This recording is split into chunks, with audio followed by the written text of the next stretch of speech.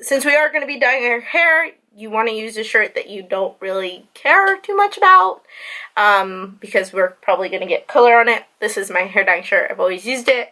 The other thing with dyeing your hair is that you don't want to do it with freshly washed or very clean hair. The grittier your hair is, the better that the color deposits, and you're going to wash your hair anyways afterwards, so it'll be clean. Next thing I have are these gloves. I also got these from Sally's. These are the professional kind of gloves that, you know, fit to form. I don't like those little plastic ones. I feel like you can't really like saturate your hair properly. Then we've got one of these. This is a little dye brush, and basically that's how you paint the color, especially over here in the front. And then this is my bowl that I use. I don't use metals because metals react, so I've always used plastic. I've always been kind of nervous about using metals.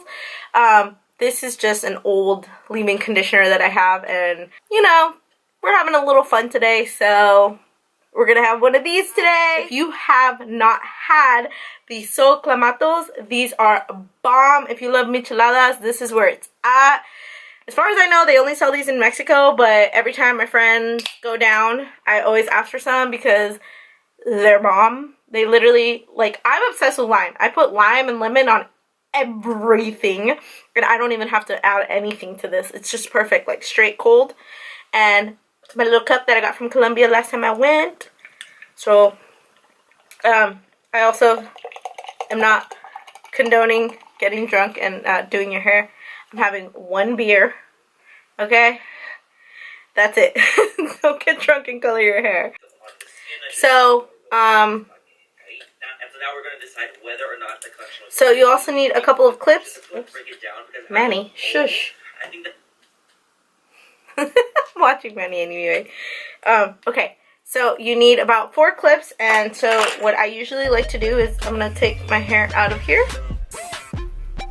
Okay, everybody shush. Why is everybody trying to talk when I'm trying to talk? Okay. And I just kind of haphazardly, like, lay my hair in half. And take the top part and put it up.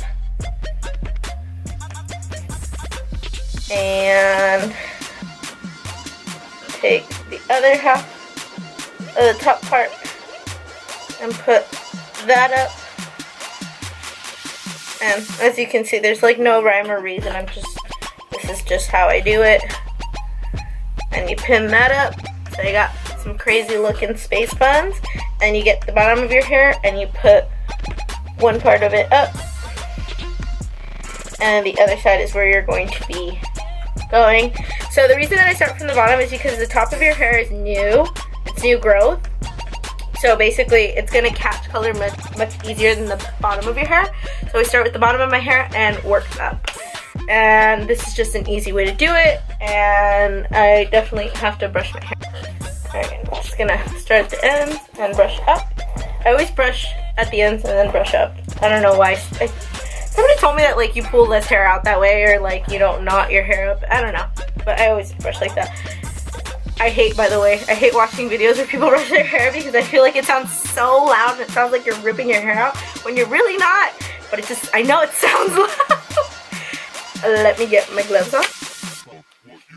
By the way, now that I work in a profession where you wear gloves every day, get gloves that fit. These are way too big for me, and I mean, before I would have thought, oh, well, you know, they fit. And no, gloves are supposed to be tight. Okay, not cut off your circulation, but still tight, and these are very loose. It's just easier to like manage the tighter the glove is. So.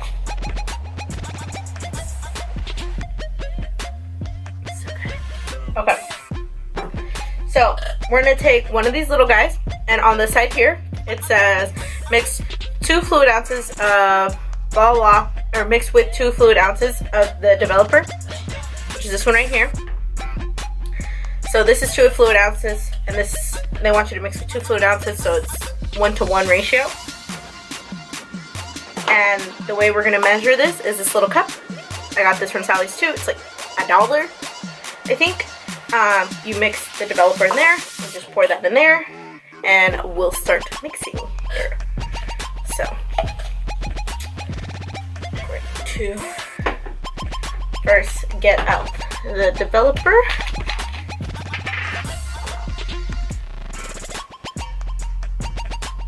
I'm just going to measure 4 basically fluid ounces because I already know that I'm going to use both bottles. That's how much I usually take to dye all of my hair. So I'm just going to measure out the 4 fluid ounces, and then I'll put both of the bottles of dye in there and I'll mix it together. So 4 fluid ounces goes in there. And I usually like to take the little brush and just scrape around the side. We're going to take the first bottle and we are going to put that in here. And take the second bottle, throw that in there, and that is, here, let me see if I can show you guys. That is the concoction. So right now it's like really yellow and the cream, but the colors will mix together. Okay, so you're gonna mix that together, and this is about the consistency that you want. Not too runny, but also not like flopped. And we will start, basically, we take that section and kind of cut it in half, and we put that over one of the space buns, and then we start from the bottom, and I paint both sides of the hair, the bottom and the top. And so we just start right there and just paint all the way down. All the way down. And then I kind of always take the dye like down the hair shaft and kind of do this just to make sure I get dye in every single little strand. And see, this is why you want to wear a shirt that you don't care about, because you can just lay the hair there and like kind of paint the dye on. And then obviously if this was a shirt you care about, you wouldn't want to do that. And so we paint again the bottom all the way through. And then we paint the top part too. And we'll have plenty of dye. That's why I like to use 2. Is because I get plenty of dye that way. I even have enough left over to kind of plop on my head and like scrub it through later, which I really like to do because that way I know I'm coating every single strand. And you see right there, that's the dye right there. That's the color obviously it's going to change into. And yeah, so I'll see you guys in a little bit. Alrighty. So I'm done with half of my head. There it is, right there. I think I got it all. Let's do the top. It was horrible getting these gloves off, by the way, to touch my camera. Very hard. Very hard. So next we're gonna start with the top, and with the top I do this a little bit differently. With the top, I like to go in sort of like a row. So like, see, here would be the first row. Because obviously the top is like what most people see, and if you part your hair different ways, you want to make sure that it gets colored on all sides. So I kind of go this way, this way, this way, this way, this way, till I get through all of it, basically is how I do the top. But yeah, so same technique here. So we paint the top all the way to the root. And then we paint here too in the front. Little baby hairs. Little baby hairs, grab all of them. My hairline was like that thick, so.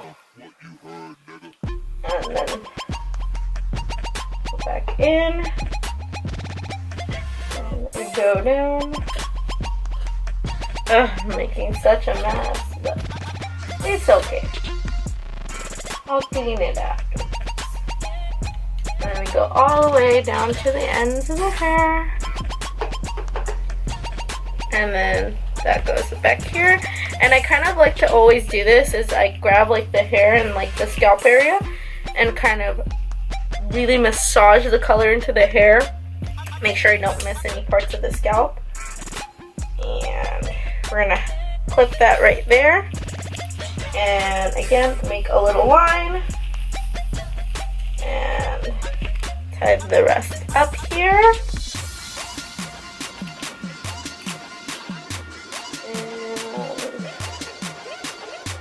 And we're going to paint.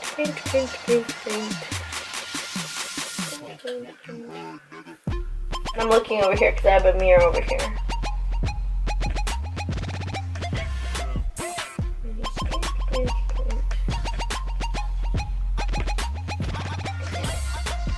Like a big boop. I'm gonna end up looking like a Smurf. I'm doing this pretty haphazardly, I would say, but it's okay because for the most part, I've noticed that when I try to be like really careful, I miss spots, if that makes sense. No, I don't think I did. But anyways, so we part that line again. And grab our brush and go right in there. Make sure you get like the root too, like the root. So go in, go ham. My hair is not very long, but I do use the 2 bottles because it's much better to have extra hair dye than to run out of hair dye. So, all the way, and then down to the ends. And then down. Yeah, like I was saying, when I try to be like more careful with like where I'm like placing the dye and all that, and like, you know, don't get anything on anything, I tend to like miss more spots. So the messier I get, I guess, is like the better that the hair dye job turns out. So we're just gonna go on down. Alright, so here it is. I've made a mess of myself. I've made a mess of pretty much everything, but my hair is all dyed. I've taken the excess and kind of just spread it around my hair, so that's why it's nice and coated.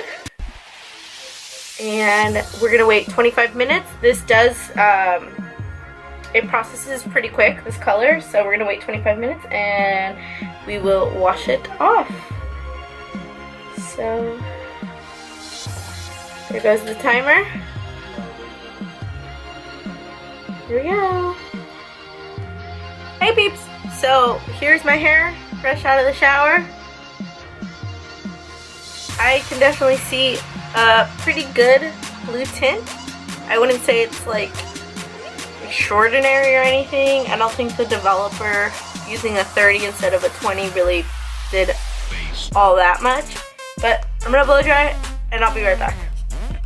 In case you're wondering how I blow dry my hair and get it all silky straight, check out my blow dry hair tutorial. I'll go ahead and link it below. Alright, ladies and gentlemen, here is the final result. As I said, I don't necessarily feel like the 30 volume developer did much in the way of, you know, changing the outcome of the color, but I do like it. It's my blue black that I always do, and yeah, there it is. So there's the color. There's like literally nothing better than freshly dyed hair.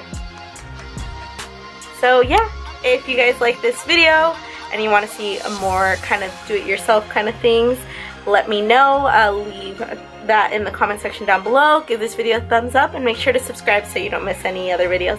And I'll see you guys in the next one. Bye!